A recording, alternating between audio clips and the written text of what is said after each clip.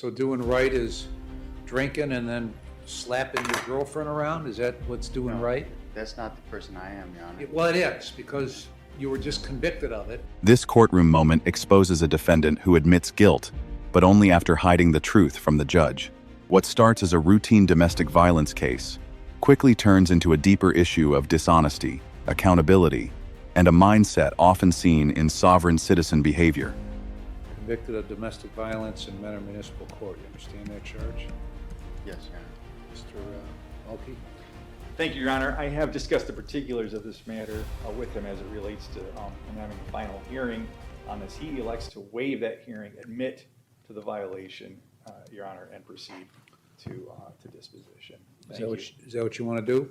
Yes, Your Honor. What's your plea to the violation? Guilty, Your Honor. I'll accept your guilty plea and find you guilty. So why did you lie to me on June 3rd? On the day I was just, I don't know, I was just trying to follow the lead of my lawyer at the time, and What? I was Well, scared. the I was lead- nervous. You picked up this charge on May 25th, came into court on June 3rd, didn't tell the probation officer who prepared the report. You were in violation of your bond at that time. You didn't tell that to the probation officer. And I sentenced you based on what is contained in the report. And you engaged in a lie of omission is what you did. Why did you do that? I thought the charges would have been being dropped, but Well, it wasn't. you didn't tell me about it because you didn't want me to know about it, right? I was worried that it would affect the way sentencing was going to go. Should it have affected the way the sentencing went? I mean, it didn't, right? Because I didn't know about it. Should it have affected the way the sentencing went? Yes. And that's exactly why you didn't tell me about it. Right. What else have you not told me about? Now you're in confession. Tell me everything that you haven't told me. That during the incident, I had relapsed and got drunk with my ex at the time. And then what? We both had a physical encounter with each other. And this is all. So what did you do? What did I do? Right. I pushed her, ran out the house. What else did you do? Slap her around a little bit? This is what it was said. I can't deny it because I was a little drunk, yes. So why were you drinking? Honestly, I confessed to Yes. her that I cheated on her in the past, and this is how this all started in the first place. I was afraid I was going to lose her. We both decided to drink together at that night, and that's what really happened. I wanted to own up to it at first with the whole, because I was out of my character to allow infidelity to be in a relationship, something I've always been against for many years, and I wanted to clean my side of the street with it, and I walked into it unprepared for all the consequences that was going to come with it. And I allowed myself in a weak moment to fall into it, and we both made a bad decision that night. Well, you're the one that's here. Yes. Okay. You're the one that was out on bond that had a prohibition against drinking and using drugs, right? Yes. Your Was Honor. she out on bond at the time? No. Was she on probation at the time? No, Your Honor. So I don't want to hear about you both did. I don't care what she did. Right. Okay. You've been coming here for 6.5 years. Here. Just here. You've been a lot of everywhere before that. So why? One of the things that a probationer has to do is to be honest with their probation officer.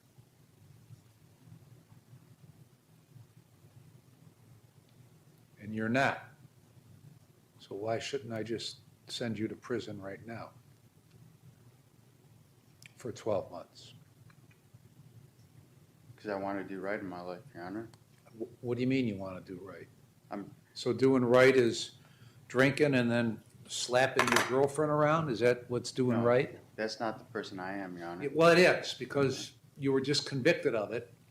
So that is the person you are. It's not the person I stand for. Okay, I don't know what that means. You sound like one of these sovereign citizens, okay? No. You are who you are. I'm looking at your record, and you're a longtime drug abuser and thief. That's who you are. Now, whether you remain that person is completely on you. Now, we can add wife beater to it too, right?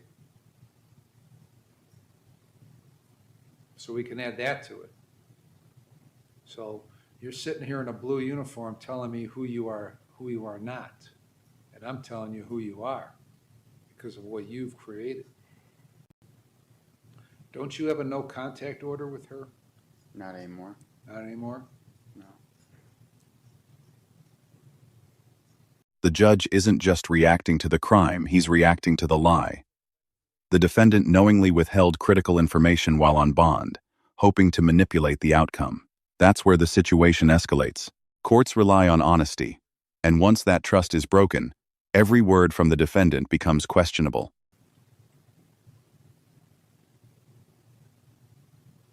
But at the moment, I'm not residing with her anymore. Well, at the moment you're residing at the Liam Bruno Hilton.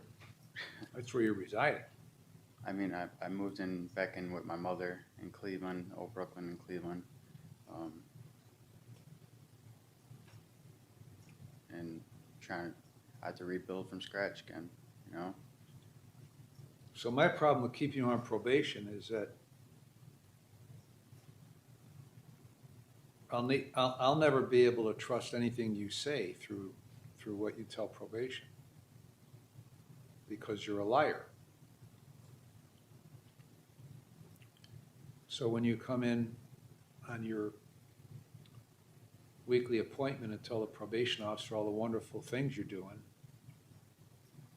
chances are that it's a lie. Is that fair or unfair? That's fair. Okay. So how do I keep you on probation if that's the case? I'll be accountable for everything. I'll show proof, not just say it. So you're gonna give us proof that you're not beating your girlfriend? Yes. I'm not sure how, other than just not doing it, obviously, but I'll find some way. When's the last time you were at Signature Health? The day of sentencing for this, no, the day before that was a Monday, so Wednesday prior to getting sentenced for the domestic violence. So whatever Wednesday was prior to the 15th of July. Who's your AA sponsor? I currently don't have one at the moment because Why I just not?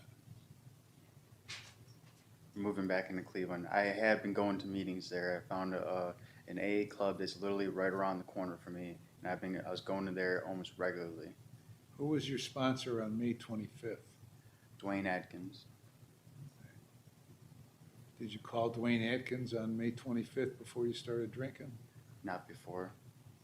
No. What makes this case even more intense is the defendant's attitude. Instead of full accountability, he shifts blame, makes excuses, and tries to redefine who he really is. This is where the judge calls out a pattern similar to sovereign citizens rejecting reality, denying responsibility, and attempting to control the narrative, despite clear evidence. Mr. Mulkey?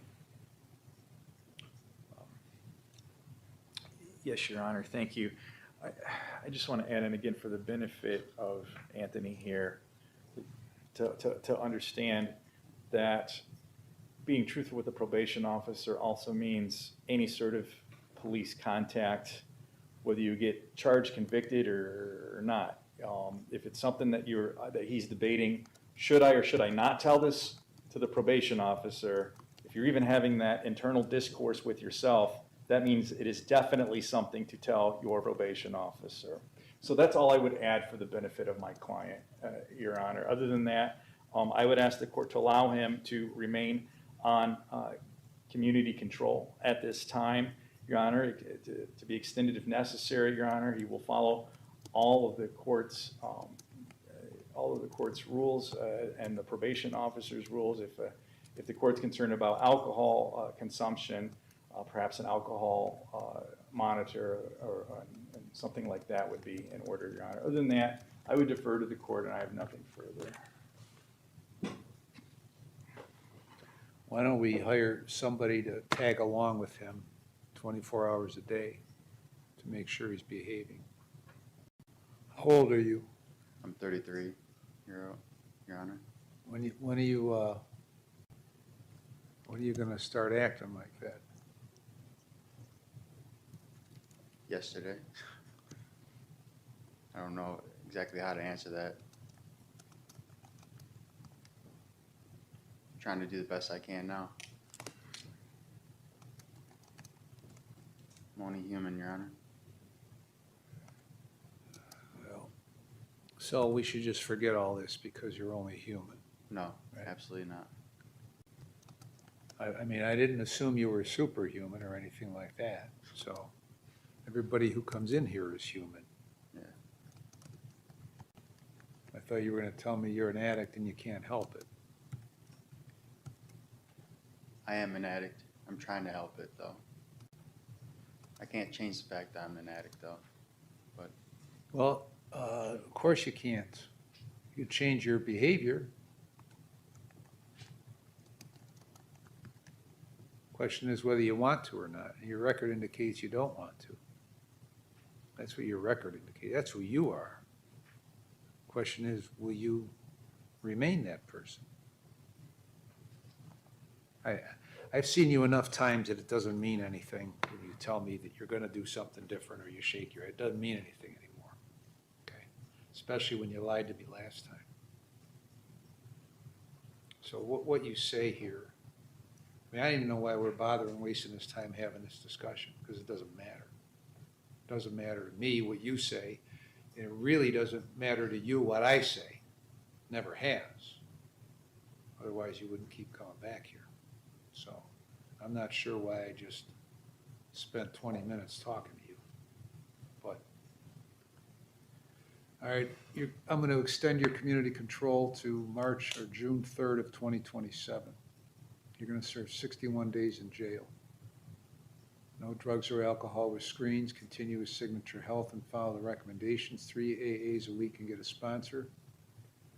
1 doctor, 1 dentist, and 1 pharmacy. Medication is prescribed. Releases, full employment, costs and fees. Anything else, Mr. Mulkey? Not at all. Just once again, I just tell my client that lying or withholding information to the probation officer is the exact same as doing it to the judge. All right, because they work for the. Thank you, Your Honor. I have nothing further. All right. In the end, the judge makes one thing clear. Your actions define you, not your words. The defendant's record, his dishonesty, and his repeated violations leave the court with little trust. This case is a powerful reminder that in court, accountability is everything. You can't outtalk your past, and you can't rewrite facts once they're exposed. If anything, this moment shows how quickly things spiral when truth is replaced with excuses.